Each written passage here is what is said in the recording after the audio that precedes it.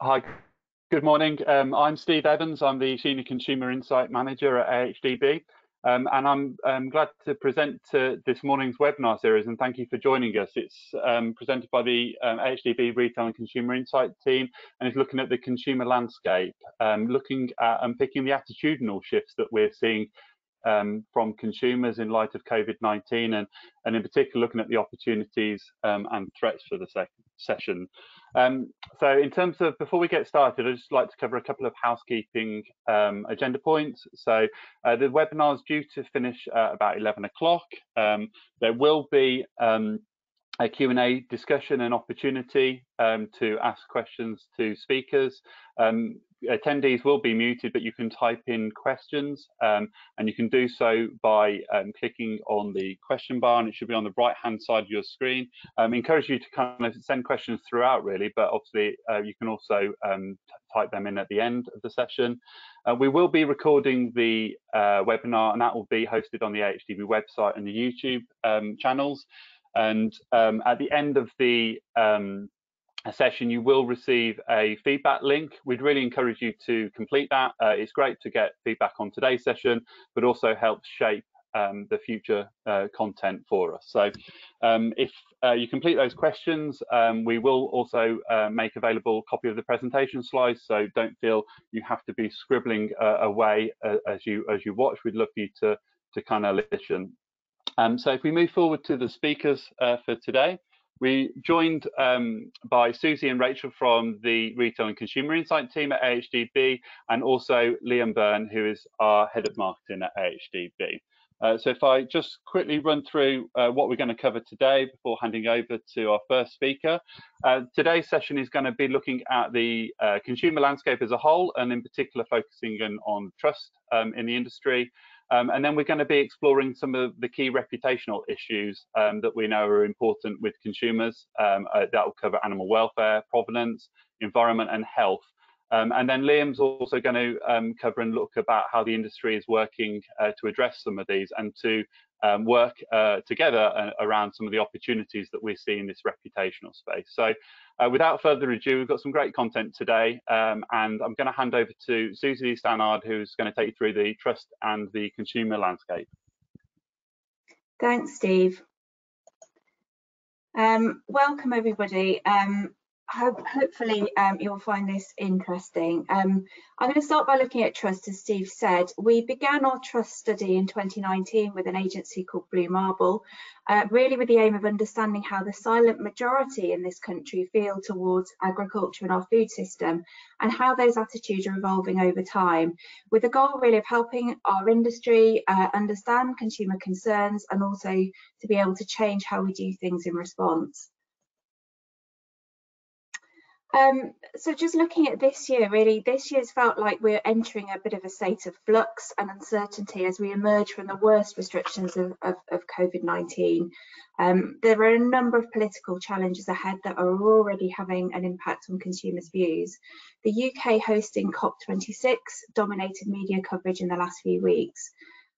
The fieldwork for this study was carried out in August, but already in August we saw high awareness of the conference going ahead, with 50% of consumers. And that has the effect of raising environmental issues into public consciousness. And just looking at trade deals, about half of people are aware of new trade deals on the horizon, and with the challenges that brings to competition from imports. Raises questions about provenance and how issues around welfare and the environment play into that. And less well known amongst consumers, although also likely to have far-reaching consequences, is the National Food Strategy report, which was launched by Henry Dumbleby back in the summer. The government are now considering those recommendations and will be responding with a white paper outlining plans in the new year, but there are likely to be stipulations around meat reduction and other measures which will have an impact on the industry, so something to be very much aware of. And against that, we're really operating now against the backdrop of consumer gloom that, to be quite honest, seems to have been in the doldrums ever since the EU referendum, with some ups and downs. We saw some recovery in the back half of last year as we started to come out of lockdowns and the vaccination programme came online. However, Through 2021, the spectre of inflation, weaker economic performance, and a whole host of supply chain challenges has meant that consumers' confidence is now sitting at a pretty low ebb. That will be important, and we'll come on to look at why going forward. And this plays out when we look at what some of the top consumer concerns are. So this slide really looks at the key macro concerns that we as a society have. We've tracked this since the study started in 2019. Broadly, we can group these concerns into environmental, economic, and societal, but many of these pertain to our food system. However, there's been quite a bit of shifting over the years. In 2019, the key concern was all about Brexit. In 2020, it was all around COVID-19, and surprisingly, however, in 2021, environment has now taken centre stage, and you can see in the left-hand column, these are the issues which are most of concern for consumers. And pollution from plastic waste and global warming and climate change really sit neck and neck now. And you can see also that farm animal welfare has now entered the top tier of concerns, and that's risen up the rank order from last year. And another big change in the second column is around affordability. So people are concerned about the rising cost of food and also about keeping healthy food affordable. Both of those have grown in terms of concerns. And that's doubly important because we know how influential price often is on consumers' purchase decisions. So moving on then to farming specifically, we track how positive or negative people feel towards British agriculture today. And it's really important for us to monitor how people feel towards farming in this country. We often hear a lot of negative news in the media from the anti-meat lobby, focusing in on the environment and also animal welfare exposés. But broadly, the majority of people generally feel pretty positive towards farming. So 63% feel either very positive or somewhat positive. That's dipped very slightly since last year, but what we saw in 2020 was there was a bit of an uplift in positivity, generally just as all the challenges posed by COVID-19 hit, and people generally felt quite a bit of gratitude towards farming and the broader supply chain for actually helping people keep fed and keeping the economy moving during this difficult time. So that's now sort of normalizing, but you can see there's still very little overt negativity. So only 6% of people feeling negative towards agriculture. We can also break that down by sector. Generally, there's a bit more positivity for the arable and horticulture sectors, but even amongst the most intensive animal sectors such as pork and poultry, only around 15% of consumers feel negative. However, there are some signs that that's growing slightly year on year, and hopefully we'll see some of these reasons why as we move through the webinar. Interestingly, opinions towards agriculture is generally more positive if you are older, but also those people who feel well informed about agriculture generally are a bit more positive. So there's a role to play there in openness and telling that farming story, but also those people who live in a rural area, unsurprisingly. Moving on then, one of the big areas that we look at in this study is around trust and around which parts of the supply chain are particularly trusted. And when we look across the whole of the supply chain, from farmers to food processors, supermarkets, food service and government agencies, one of the things we see is that farmers are by far the most trusted group, and that's remained consistent over time compared to other parts of the supply chain. Overall, that trust that farmers have above other groups is particularly driven by consumers' respect for farmers' expertise. They really see them as experts in what they're doing. Farmers also outperform those other groups in a sense of care. So delivering on promises, but also caring about people and caring about animals and caring about the planet as well. Interestingly, however, other parts of the supply chain are now making gains in both animal welfare and in sustainability. Retailers see both of those areas as chances to establish a point of difference and to reassure consumers. And that means that farmers will face increased pressure pressures in this area from further down the supply chain as we move into 2022. So some positive news there, but however there are challenges ahead as ever. And what we saw pre-COVID, the meat industry was having a really tough time. This is just looking at people who've seen, heard or read anything about red meat. And you can see that the awareness of red meat in the media really reaches a bit of a peak coming into the tail end of 2019 and really peaks out in 2020, very early in 2020, immediately before the pandemic. However, what happens as you go into the pandemic is that noise around meat drops off a cliff really, and has remained at a lower level ever since. So what that's done is it's given the red meat sector a bit of a reprieve, but how long will that reprieve last for? We're already seeing sort of less media coverage around COVID and more scope for other issues to rise to the fore. And that negative news does have an impact, and we know that has a real impact on consumers. So here we've just broken down our sample by people who are exposed to negative media versus people who are not exposed. And actually the groups of people who are exposed or who have been exposed are almost twice as likely to say that they're eating less meat these days. So it really does have an impact on people's attitudes, even though there's no real difference in believing that meat is still a vital part of a balanced diet. So it's important that we maintain those messages, but we also minimise some of the negative news that people are hearing.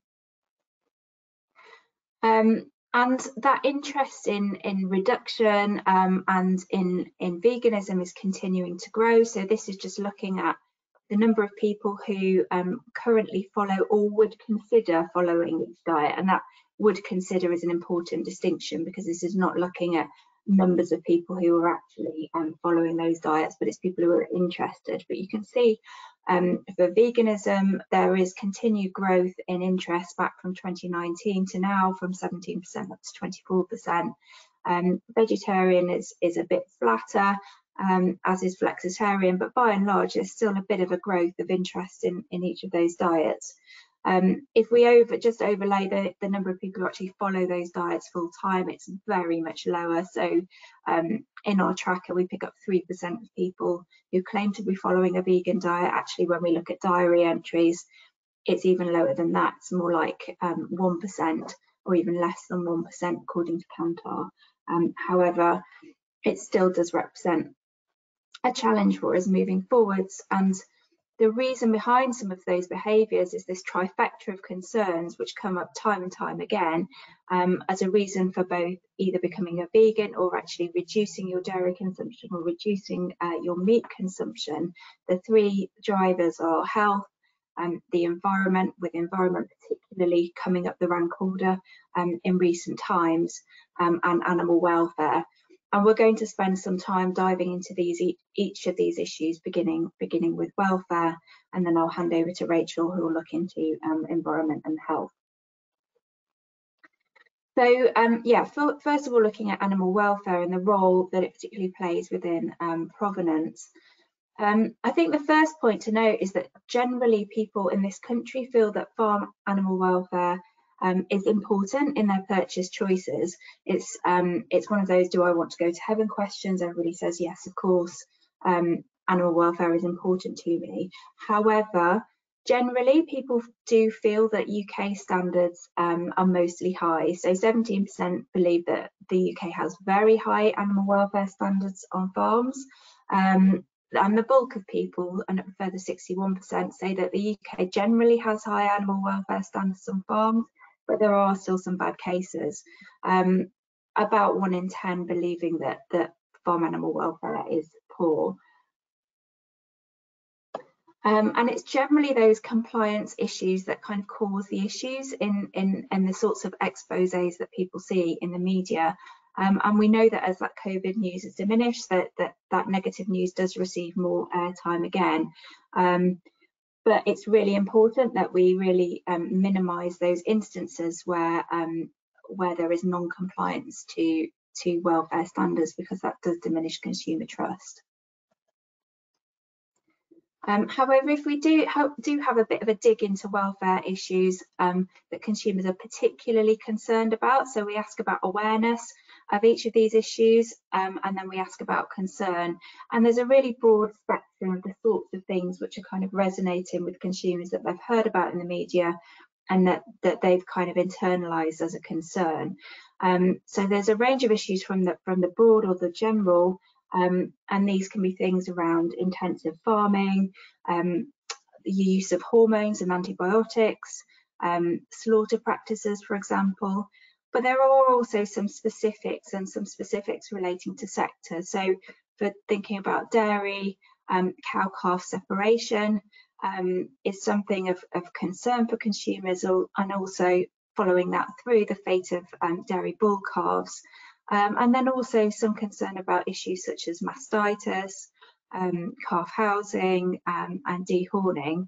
And for pork, issues such as tail docking and farrowing crates are of concern to consumers as well. And it's interesting that several of those issues are now attracting more concern than they did when we first asked about this in 2019, which suggests that consumers' awareness is growing, and they're perhaps becoming more aware of some of the more specific areas of concern rather than kind of a more general concern. And I think that plays out in that people do have a greater demand for transparency and understanding more about how and where their food is produced. So here we've just asked how helpful would some of these measures be in helping to improve knowledge and trust in the UK food system.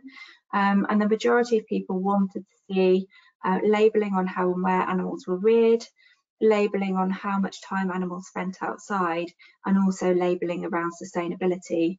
And all of those issues are very complex, and we know there are a heck of a lot of difficulties, and we know how important actually it would be to make sure that any labelling system was based on welfare outcomes. That is to say, you know, actually what that means for the individual animal rather than system based, because you know, just putting outdoor or not outdoor on a label tells you very little actually about the welfare of that animal.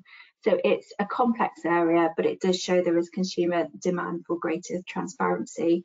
Interestingly, one of the things that we've seen kind of growing as a potential means of delivering that is QR codes. So when we first did the study in 2019, there was a bit of demand for QR codes, but actually people by and large weren't as familiar with the technology. However, because of COVID, because we've all had to scan in at venues or use QR codes to get information, people are more au fait with using the technology. So actually it is an area that consumers would like to see more used, particularly amongst those younger age groups who are more comfortable with the technology. So there is greater demand for knowledge, but the knowledge that people have at the moment is often absent, or it can be quite distorted or patchy. So what we see as an example, so many people are concerned about the use of hormones in farm animals, for example. They've probably read articles about other markets, potentially the US, or other places. However, if you then ask them about whether or not farmers in this country are permitted to use hormones in meat or dairy, they are not aware that actually UK farmers are not permitted to use those. So there's a job to do there in terms of addressing some of that misinformation. I think thinking about animal welfare standards is they have the potential to be a real unique selling point for British produce, certainly in consumers' minds. So the majority do agree that British meat has higher animal welfare standards than meat from abroad. The same would be true for dairy, and particularly consumers tend to believe that the UK is better than other markets in terms of their farm animal welfare than other markets such as the US. So comparing it to the US there, the majority of the people think that the US is worse. Interestingly, if we look at Australia, the picture isn't quite as stark. It's not as well known. There hasn't been as much discussion in the media in Australia, so there's probably a bit more open-mindedness there. So it's important, it's really important that we maintain that perceived superiority of British produce across every battleground, and animal welfare being one of those, but also environment will be another. We've got a bit of an opportunity post-pandemic in that the desire to buy local and British meat has grown. So this is looking at the changing importance of factors when buying meat compared to early lockdown. 32% of people believe that buying British or buying local has become more important to them. And there's also this belief that purchasing red meat does help to support local farmers as well. There's a bit of a sense that we're all in it together. And there's also, amongst certain quarters that post-Brexit and post-COVID-19, it's important to support our UK producers. However, there is likely to be a bit of a break on some of this, and on some of the demand for welfare and demand for provenance. So AIDE track how focused that shoppers are on saving money versus quality. So where you see the line going above the blue line, people are more focused on quality. Where it dips below it, people are more focused on saving money. And the current picture is quite stark. So looking through the course of 2021, what we saw in the pandemic, actually going back to there, is people are a bit more focused on quality. We were all stuck at home. People really wanted to kind of enjoy what they were eating and treat themselves. However, as the economic situation has continued to pinch, what we're really seeing is consumers feeling that pinch, and consumers are now much more focused on saving money versus quality, and we can only expect that to continue going into 2022. And we know that people do want to buy British, so this will have an impact on provenance. People want to buy British, but not at any cost. So this is looking at people who say they will buy British local food and groceries, but only if they're at a similar price to alternatives. That's the line in red, and you can see that starting to edge up. And the line in green is people who say they'll buy British or local, even if it's more expensive than alternatives. And again, that line is dipping down. So people are increasingly going to become more conscious of cost. They want to support local, but not at any cost, as those economic pressures likely to increase. It will become more of an issue. That said, however, there is opportunity. So this is just looking at farm shop usage amongst younger people. So it shows us an opportunity where we can build and share a farming story. We can add value. So you can see here farm shop usage amongst younger age groups, and there's a bit of a peak through the summer of 2021. So what was going on? We think it was Clackson's farm. It had the same sort of effect as Attenborough's Blue Planet in kind of raising that profile of plastics and the environment, but in reverse. So by telling the farming story in a fun way that people really engaged with, it really drove the appetite to wanting to buy local and actually support farmers quite directly in farm shops. And it just demonstrates that there is the appetite to know more from consumers if we can do it right. So moving on from that, on that bombshell, I'm going to hand over to Rachel, who is going to talk about environment. Thanks, Susie. Yeah, so as Susie's mentioned, I'm going to take us through the consumer landscape in terms of the environment and then concerns. And what we can see here is that factories and industry ranks at the top of the list, followed by air travel and waste disposal, with farming and food production sitting in 5th place. Now, this question wasn't asked specifically on the UK's agricultural and food production methods, so could encompass some concern from global food production practices, with production methods such as American feedlots springing to mind, which have been in the media quite a lot recently. But what's interesting to note is that those who are vegan or vegetarian are more likely to rank farming and food production higher in the list, suggesting they have greater concern over food production's impact on the environment. So if we go on to the next slide, please. What we can see is that 66% of consumers claim to at least sometimes consider the environmental impact of the food they eat. And of those who answered often, sometimes, or rarely, the top considerations are packaging, which includes plastics, followed by food waste, and then food miles and buying locally. We go on to the next slide, please. So we can see quite clearly here that the amount of packaging on a food or grocery product and the impact a food or product has on the environment track at a similar level over time. And pre-pandemic, both environmental impact and the amount of packaging were becoming of greater importance to the consumer. And packaging is often the thing that consumers have some control over, and therefore may feel that they're doing their bit for the environment by making practical switches in terms of plastic packaging.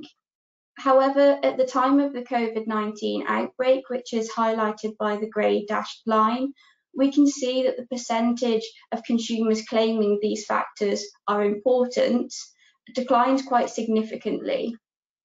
And this was at a time where consumers were using plastic as a form of safety reassurance and taking things to the extreme, because I can remember some consumers going as far as washing their shopping in the bathtub and seeing these sorts of images on social media platforms. But what I think is really interesting to point out is that neither packaging or environmental concern have got back to their pre-pandemic level, and actually saw a dip off in September and October in the run-up to COP26. So if we go on to the next slide, please. What we see is when it comes to UK agriculture, the majority of consumers believe that farming has a positive impact on the environment. So on the left-hand side of this charting, we can see that 46% of respondents are in agreement. But consumers who follow a specific diet which avoids or removes red meat and dairy from their diet on the right-hand side of this charting are more likely to have a negative view of UK agricultural production methods and their impact on the environment. So if you go on to the next slide, please. So this is something that we've tracked since 2015 in terms of dairy production, and it's actually quite a stark picture. So the number of people who agree that dairy farming is good for the countryside has dropped from 74% in 2015 to 47% in our latest data from August 2021. And alongside this decline in belief that farming is good for the countryside, the industry is also seen as less environmentally responsible. So if we go on to the next slide, please. But in addition to all of this, consumers are also showing concern over the environmental impact of importing foods from abroad, with 54% claiming to be concerned. And if you just click into the build, please. What we see is that price, taste, and convenience are the top three things consumers look for when purchasing foods. So the product's origin or environmental credentials are less likely to impact the consumer's decision-making process at the point of purchase. So next slide, please. Now moving on to health, if we go on to the next slide again. We can see on the line chart here that the percentage of food and drink consumed for health need states has steadily increased since 2013, but has actually been in decline since 2018. And there was also quite a significant drop-off in the percentage of food and drink consumed for health reasons following the outbreak of COVID-19 and throughout the lockdowns. But what we can see is that health has started to creep back up the consumer's priority list as we came out of our third lockdown. And so health is currently the reason behind 27% of the food and drink we consume. But in comparison to other need states such as convenience and enjoyment, health is less of a priority when choosing what to eat. And just to highlight as well, the figures on the right-hand side of the chart do add up to more than 100% because respondents could choose more than one reason behind a meal. So for instance, someone could have ate a pizza, and that could be both enjoyable and convenient. So next slide, please. When we take a look at what's actually important to the consumer in terms of health, what we see is that the clarity of nutritional labelling on pack, how natural the consumer perceives it to be, and recognising all of the ingredients in a product come out on top. But also things like removed or added ingredients to make a product healthier are also considered important. And if we click on to the next slide, we can see that in terms of healthy eating priorities, or what we do or don't eat due to health reasons, consumers on the whole look to reduce, whether that be sugar, snacking, calorie intake, processed foods, salt or carbohydrates. But at the same time, consumers are also looking to up their intake of certain foods, such as fruit and veg, fresh food, protein, natural foods, and foods that support gut health. And on this list, we can see that eating a balanced diet ranks 4th on the priority list. But a balanced diet can be personal to individual consumers. And for some, it may mean avoiding certain foods like red meat and dairy, whilst for others, it includes the consumption of red meat and dairy.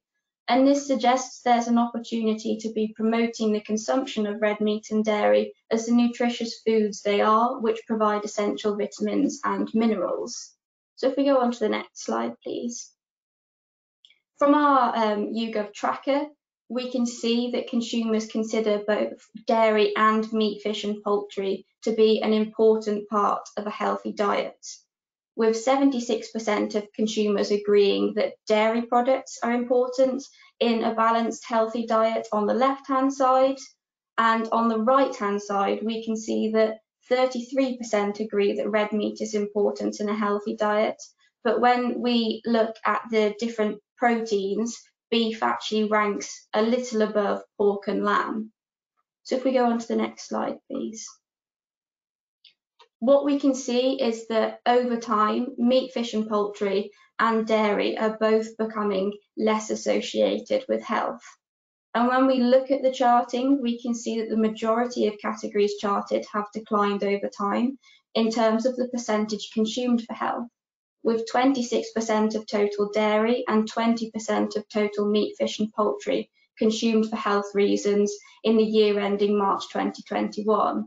But as Susie highlighted earlier, throughout the pandemic, a lot of people moved away from sort of your health attributes and turned towards the enjoyment and comfort side of the food we look to enjoy. So if we go on to the next slide, please. So what we can see in terms of what drives the consumption of food and drink as a whole for health needs is that we can see that health benefits, which include things like fibre and vitamin content, ranks at the top, with over 15% of food and drink chosen for health benefits such as vitamin and fibre content. And this provides a unique selling point for both red meat and dairy products, as they are a natural source of vitamin B12, which can be linked to tangible benefits for the consumer, such as reducing tiredness and fatigue. So if we go on to the next slide.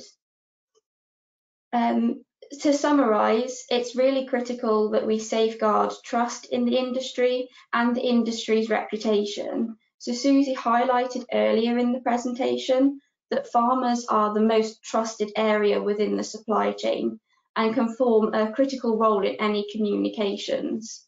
But we need to provide reassurance to consumers around the health, environmental and animal welfare credentials of red meat and dairy. So firstly, in terms of health, we need to promote the positive health benefits of red meat and dairy whilst linking to tangible benefits for the consumer. And alongside this, we need to reassure consumers of the vital role red meat and dairy play in a healthy, balanced diet.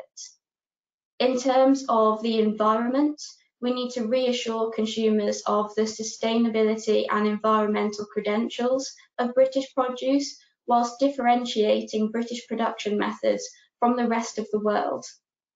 And finally, we need to look towards and build a positive sustainability story for the industry by highlighting the positives within farming, and that could be things like on-farm improvements, new technologies and habitat creation. And then in terms of animal welfare, we need to reassure consumers of the high standards in the UK, offer transparency where possible and minimise bad practice, but also take a step back and review practices with a consumer's eye. So I'll now hand over to Liam, the Head of Marketing at AHDB, to take us through how the industry and AHDB work to address these reputational issues. Hi, good morning everyone. So my name's Liam Byrne. I'm Head of Marketing at AHDB. Just in this final session then, I thought I'd share some thoughts on how we can work together to address the reputational challenges and support consumer demand for meat and dairy. So if we just click on, please.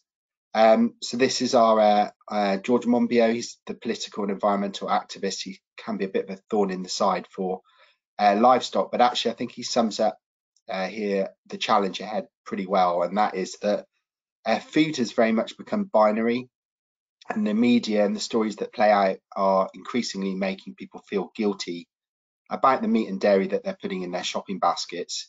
And now it's not only bad for you, but it's also bad for the planet. If you just click on one. So as a result, actually our marketing has had to become more sophisticated, and we've moved away from cut and product promotion into a more complex, heavily regulated space, and that is nutrition and welfare and environment. And if you just click on, and in the past 5 years, part of what's fueling this is that social media has quite literally exploded, and we've seen that through lockdown. We live in a digital age, and what lockdown has done is it has accelerated our desire to stay connected through our phones, both for information and inspiration. And on the screen you'll see a picture of the Statue of Liberty, and I've put that on here because the Statue of Liberty is 100 meters tall, and that is the average length now of social media content that the average person will scroll through every day. So 100 meters of social content every day. It's an incredibly crowded space.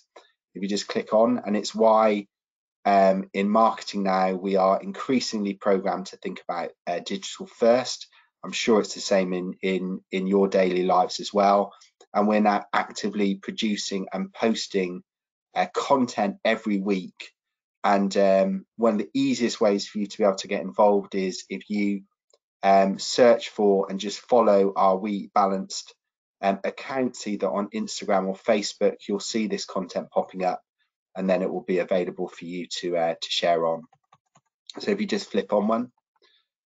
And on the flip, we're also observing an increasing number of inaccurate and misleading adverts on social media, and we as an evidence-based organisation will challenge them. We will call them out when we see them, and this is a recent example from Meatless Farm. They've used a nurse and a fireman to promote their products, and they are saying that Anne, who's the nurse, has turned to Meatless Farm products to help improve her mental and physical health, and that just isn't accurate in terms of a claim. So rightly we put that forward as a complaint to the ASA, and 2 days ago we heard that Meatless Farm have withdrawn those adverts, and rightly so. But what we're finding is, in short, is that we're fighting now, it's become a cultural battleground. So we're playing out on social media feeds this kind of battle between those who eat meat and those who don't. And if you just click on one, please, Susie. So it's why this year we launched the We Eat Balanced campaign, and that sits alongside our pork mix up midweek. And both of these campaigns were created to support demand and give consumers the confidence to continue eating meat and dairy as part of a healthy and sustainable diet. We just click on, and the pork mix up midweek campaign is focused on the nutritional benefits of pork. We click on again, and the We Eat Balanced campaign has 3 key messages, and that's firstly that meat and dairy contain vitamin B12. which is an essential nutrient that you won't find in foods of plant origin or a vegan diet. Secondly, that meat and dairy from the UK are produced to world-class food and farming standards. And then thirdly, that meat and dairy from the UK are amongst the most sustainable in the world. All fairly simple statements in their own right, but all have been incredibly complex to be able to get to from an evidence perspective. We have had to reference back to independent reports. We've had to commission research and reports to be able to be in a position to be able to go out and say that. And we have the reference points to back those up. And when we went out with the campaign in January, if you just click on one, the activists and the lobby groups, they just didn't like it. And in January, our TV campaign generated about 500 complaints from anti-meat and lobby groups. And it really was just an attempt to take us off air. And I think we're on course to be one of the most complained about TV adverts of 2021. But in July this year, if you just click on one, just following a lengthy and robust defence, we celebrated a significant win. And the Advertising Standards Authority ruled in our favour, and they rejected all 500 complaints. And this made most of the national papers. It was significant, and the reason it made the nationals because it wasn't really a win for AHDB. Actually, it was for the future prosperity of the livestock sectors. Advertising is becoming increasingly more regulated and increasingly difficult to do in this space. But if you just click on, but what I do want to say is, when we were running this campaign, you turn on a kind of any newspaper, we would look at our social feeds, and you would think that the whole world had gone kind of anti-meat and dairy. But that's not the reality. And if you just click on one, because behind that very vocal minority is a silent majority, and these are the people that are looking to us to give them the confidence to continue enjoying meat and dairy as part of a healthy, balanced diet. If you just click on, and the results of the Wheat Balance campaign demonstrate this. So we saw significant shifts in attitudes towards health and naturalness, and importantly, purchase intent for meat and dairy as a result of this campaign. And if you just click on one, and just to back this up, if you look at MFP sales, you'll see that they dominate share of plate still. So Kantar equate MFP volumes to 3.5 billion kilograms in the 52 weeks to March, which is represented by this blue box. But if you just click on one, Susie, if you compare this to meat free, which is 61 million kilograms, I've represented that in a beige box, then you can visually begin to see just the scale of MFP versus meat free. And so we have to remember that we're market leaders in this space. So yes, it's challenging, but the opportunity is there, and COVID has given us an opportunity to reset the dial. So I just thought I'd finish with some thoughts that we can all take away. So firstly, it's about being visible, and the emphasis for me here is on that visibility. So there are some brilliant examples of innovation that happen in our supply chains every day. And you've heard from Susie and from Rachel that consumers are crying out to hear more from us. And every positive story that we tell adds up to something bigger. And it's down to all of us to share those positive stories. And this is a really powerful tool in the rise of social, in busting those myths and showcasing the good work being done to counter those negative stories that are out there. And I've just picked up here as an example the work that Cranswick have been doing around food waste and also their journey to net zero. There's some great stuff on their website around their project Second Nature. Secondly, it's around meat and dairy, thinking beyond taste and enjoyment. So we operate in a market where the customer is king, and our customers are growing more complex in their needs. And for many years, the meat and dairy industries have relied on taste and enjoyment as that big pull factor for their products. But more recently now, are we saying, is this enough? And meat and dairy are nutrient dense products. So pork, as an example, which I think I've used here, has 10 essential nutrients, yet you rarely see the nutritional merits of these products advertised on the front of any packets. And you don't need to be a marketeer just to know that this is a missed opportunity. So how do we move as an industry from simply being known as being delicious to being known as deliciously nutritious or deliciously sustainable? And finally, yeah, there are some stories that trade associations and levy boards cannot tell. And as Susie said, consumers place a huge degree of trust in farmers. And in these uncertain times, consumers are looking to connect with a person, because that's what instills the trust and the transparency in our industry.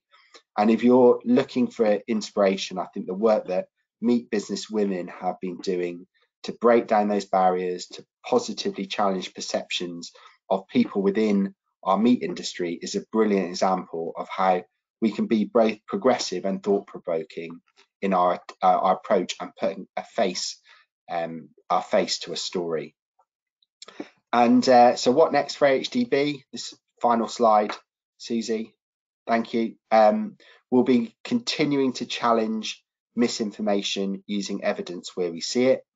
We're working to improve the meat shopping experience in supermarket aisles, and we're continuing to defend the reputation of meat and dairy in a digital age. Plus, we'll be back on TV from January with the next iteration of our We Eat Balanced campaign. Thank you.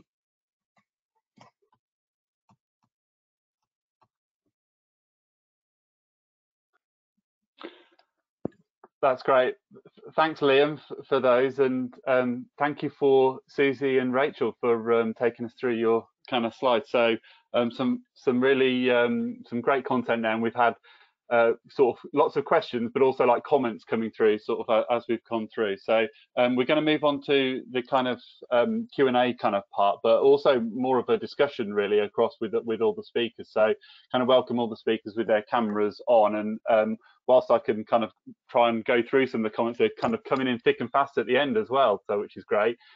We might not be able to get to them all, and if we don't, we will try and sort of reply to you directly. So apologies for that, for the kind of live one. So if it's okay, we'll start off with some of the questions. So one of the questions I've had coming through is around the relationship between welfare and environment. So it's saying high welfare and low environment are often difficult to reconcile. How can the industry and AHDB get this message across? Susie, did you want to kind of take an initial comment on that, and then if anyone else has got anything to add, feel free to kind of come in as well. Yeah, I think it's a great question, and I think it's an area where sometimes we almost posit them against each other, but it's maybe a bit of a false tautology there. And I think the point with welfare is often what people sort of think of when they think of high welfare is they conflate system with welfare, and so they're thinking about outdoor, and they're then positioning outdoor against you know, less efficient and therefore more environmentally damaging. But I think the first point is that we really shouldn't conflate system with welfare. So you can have incredibly good welfare in say a fully housed system that is also very efficient, and you can have very poor welfare in an outdoor system. So the two things are not necessarily related. And I think the second point, and this is probably where you're thinking about more sort of extensive systems, you know, where you're thinking about the more traditional sort of outdoors, it's important there to remember that carbon is not necessarily the only issue as well. So we also need to think about biodiversity, we need to think about soil health. Those are all considerations which are really vital for the environment going forwards. And, you know, when you're thinking about outdoors, actually conducting grazing practices, for example, such as mob grazing, that really focus in on carbon sequestration and soil health, that will be vital for food security going forwards, and can also be, you know, recognised by some as kind of, you know, as offering good welfare as well. So that's a bit of a win-win there. So I guess the point is, it's not as simple as, you know, meat bad, you know, crops good. you know, the system really requires both for overall environmental health and the health of people. And the other point to note is that we really can make improvements in livestock feed and by working on breeding, so that we can kind of finish animals earlier. You can get environmental benefits as well. So they're both really important, but it's very complex area. That's great. Thanks, Susie. Liam, we're having a few messages in, sort of thinking you should get an award for the most complained about advert sort of thing. So we knew it was going to be a challenge, but I think Tesco's might have taken our mantle with their COVID passport for Santa. I think they've tipped us at the post. And we've had a couple of comments in around. It's an interesting one that kind of Rachel presented on earlier around sort of health and kind of shouting hard about the health credentials. You've obviously talked about the kind of we eat balance. There's it's kind of almost a question or discussion with both of you, and it was surveying about loving to understand about how many consumers recognise the vitamin B12 and what the benefits are. I know sort of like from the consumer work that we've done with you, we've kind of done lots of research around that. Did you want to kind of elaborate on your kind of B12 journey a little bit with how you kind of settled on that in your marketing material? Yeah, this is an important point within marketing. Marketing is about understanding what consumers want and then delivering a solution that adds value back to our supply chain. In this instance, that's our job. And to get the understanding piece, we work really closely with our colleagues on this call, the market intelligence team. We do a lot of customer focus group work where we'll get people either online or in a room and we'll talk to them. And we started the journey on We Eat Balance probably 18 months ago, maybe more now, certainly before lockdown. And it was interesting because we talk about protein and we talk about iron, but B12 consistently comes top box of interest for people. And we think it's possibly because it's new news. So they know about vitamin B12. Vitamins and nutrients are kind of high on people's agenda, that personal health thing. But they don't quite know what it's for. And so there's a kind of, without patronizing, there's probably an education piece to do with people, but without patronizing them. And that's the journey that we're on. And subsequently, since lockdown and COVID, we've done online consumer testing. We've been doing some work with retailers and we've been testing messages that they could be using in store. And every time we test, B12 comes out on top. It is that is our kind of our patch of concrete. But so we're on that journey and it will take time. But the ambition, in simple forms is, can we do with meat and dairy with B12 what Omega has done with fish? That's my kind of mantra. So when you go to the fish aisle, every single pack has a rich source of Omega on it. My parents buy fish to get their Omega. If I asked them, they wouldn't know what Omega did for them, but they know they need their Omega oils. So can we do the same with B12 and meat and dairy? Yeah. No, it's great. Thanks, Luke. And I think that kind of links with some of the other comments we've had through as well, which has talked about Veganuary and sort of the New Year health kickstart. And I know sort of like the sort of like question was around what plans you've got for pushing health. And I know that's kind of top of your kind of agenda for January, isn't it? Yeah. So the pork mix up midweek campaign is traditionally always focused on health. We use pork medallions as a cut because it is a cut that is lean, and we can make the claim just as healthy as or as healthy as chicken breast, and it's getting that comparison piece going, challenging that misconception. The We Eat Balance is slightly more of and this year's campaign will have a vitamin B12 message in it, and they talk about what vitamin B12 can do for you. So it gives you energy, and we've been through we've worked with the British Nutrition Foundation to ensure we've got the right message, and we've worked with panels of groups of people. We've talked to them about the benefits and which kind of benefit from vitamin B12 would be most appealing to them, and this kind of energy piece came through top box. So we're directly calling out vitamin B12 for meat and dairy, that natural source piece in the TV advert. No, that's build that drumbeat mantra.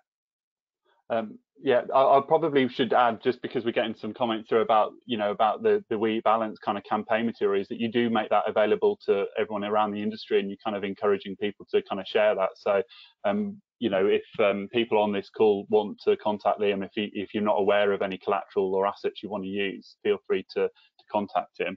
I've probably got time to squeeze one more question in. Rachel, if it's okay, I'm going to ask you a question. It's just around some of the content you presented around health and environment. So we know that it's becoming, from a consumer perspective, price and taste is really important to them.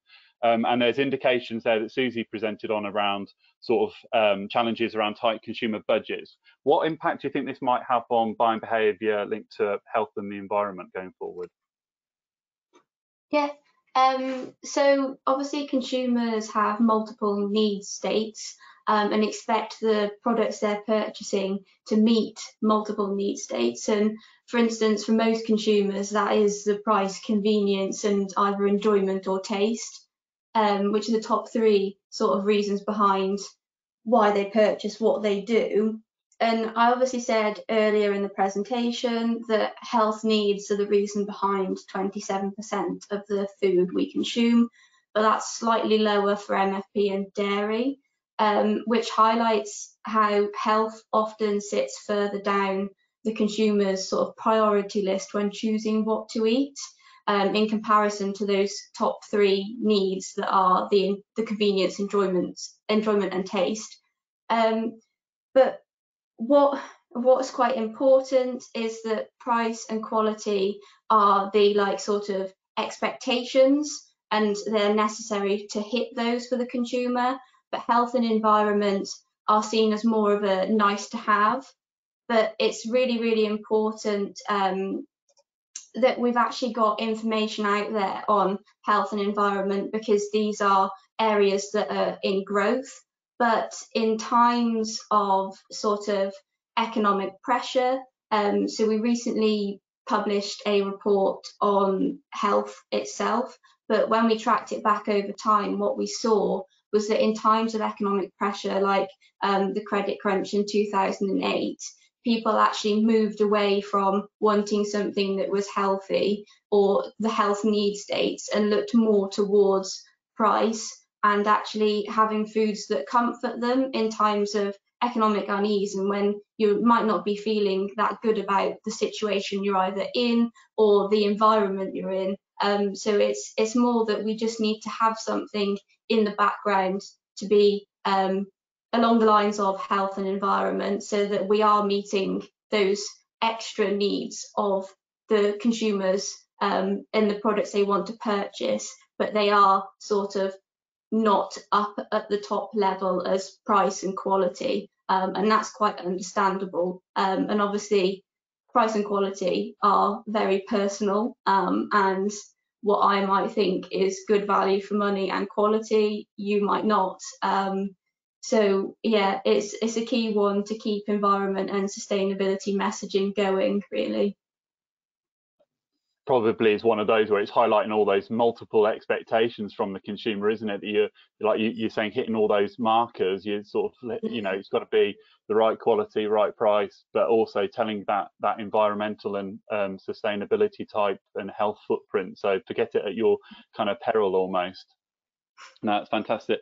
I'm very conscious of time, and I know that because we have a lot of the conversations sort of as we're doing across various different presentations that we could keep going, but I'm also conscious that people may have other meetings to go on to. So I'm going to kind of end the kind of panel and discussion here, and I want to say a massive thank you to all the speakers today. So I think you've articulated really well some of the kind of complex challenges that we've got around the consumer landscape and the kind of attitudinal and behavioural changes and the campaign work and the industry work that's going on fantastically well. So I want to say thank you to everyone for attending. As a reminder, you will get a feedback link. If you can complete that short questionnaire, you'll get another follow-up email which will have a copy of all today's slides and presentations.